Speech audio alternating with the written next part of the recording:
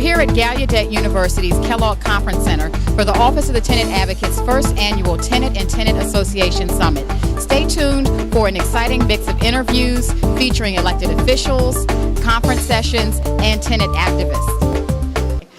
We're here with Betty Noel, who is the Office of the People's Counsel in Washington, D.C., at the Office of the Tenant Advocate's first annual Tenant and Tenant Association Summit. Welcome, Betty. Thank you. I am thrilled to be here. Tell us about the Office of the People's Counsel. The Office of the People's Counsel is an independent agency of the District of Columbia government. It was reestablished in 1976.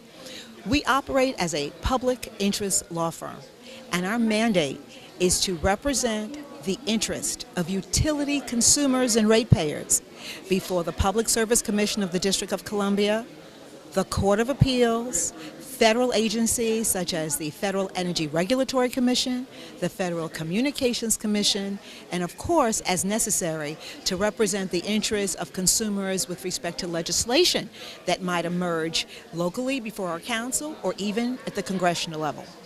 What kind of issues are you seeing in terms of energy conservation? I know that energy is a really big issue, energy costs. What are you seeing?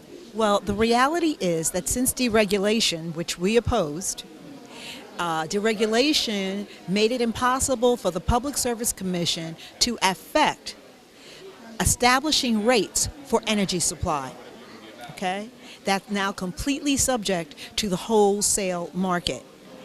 Energy supply is almost 85% of the per kilowatt cost.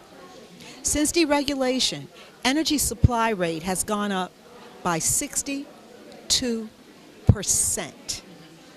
Okay? Completely unregulated and unregulatable. That means no matter how much and how well I do, 85% of that consumer's kilowatt rate is unregulated. The question then becomes, how can the consumer save herself or himself? Energy efficiency is the way to go. Now, some people talk about this in terms of saving the planet, CO2 emissions, the inconvenient truth, the carbon footprint, and all that's true. But when I'm trying to keep it real for consumers who only understand what shows up in their bill, I tell them, leave the geopolitics and the big issues to the politicians, God help us. Focus on what you can do to reduce your bill, and that's called energy efficiency. So we try to break it down and tell consumers that if they consume more efficiently, if they use efficient appliances, if they reduce the amount of kilowatts that they are using unnecessarily, then their bills will reflect that. And that's a win-win for consumers. Now, at the tenant level, it gets very complicated. Some tenants in the District of Columbia live in buildings that are individually metered.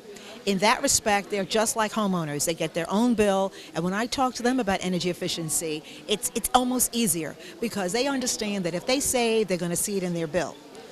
Many tenants in the District of Columbia live in what is called master metered apartment buildings, which means that their electric rates or their gas rates come through in their rent, so they don't see it.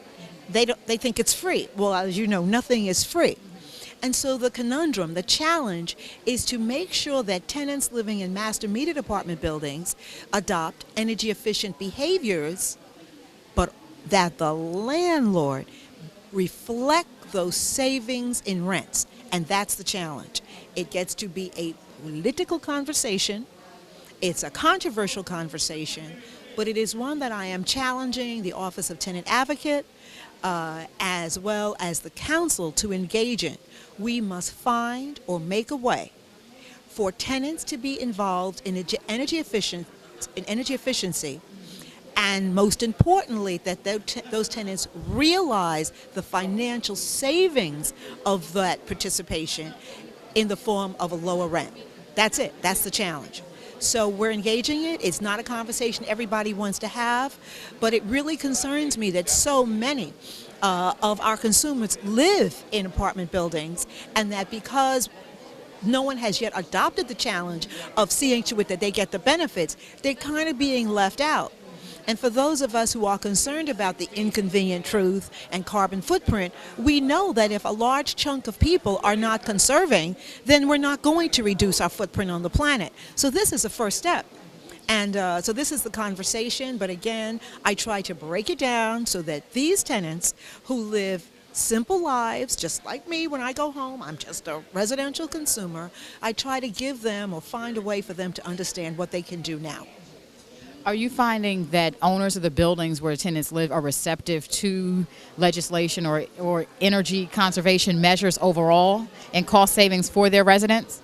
Well, conversations that we have had with the Office of Tenant Advocate, and we also attended the Tenant Action Summit this July that was held at Gonzaga, and also conversations with Councilmember Graham suggest that landlords may not be unappreciative of any energy efficiency, but I think they feel threatened economically in terms of how to flow those savings back to consumers.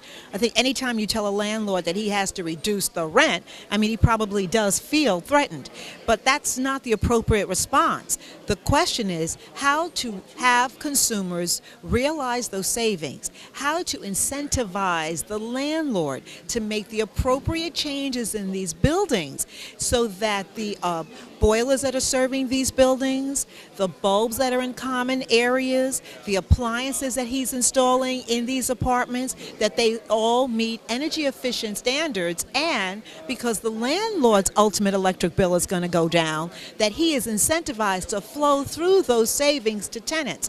It should not be a situation where the landlord loses for the tenant to win. But it also shouldn't be a situation where the tenant loses so that the landlord can win. This has to be a win-win for everybody. And I realize that there are some people who will watch this show and say, there goes Pollyanna. I don't care.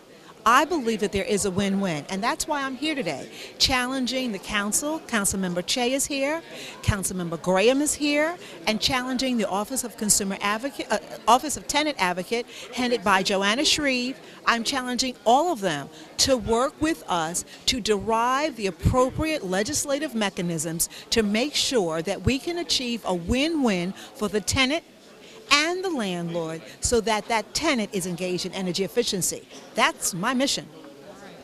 Thank you so much. The Office of the People Council. We are with the Office of the People Council. Thank you. We hope you enjoyed the conference. For more information on the Office of the Tenant Advocate, visit the website www.ota.dc.gov.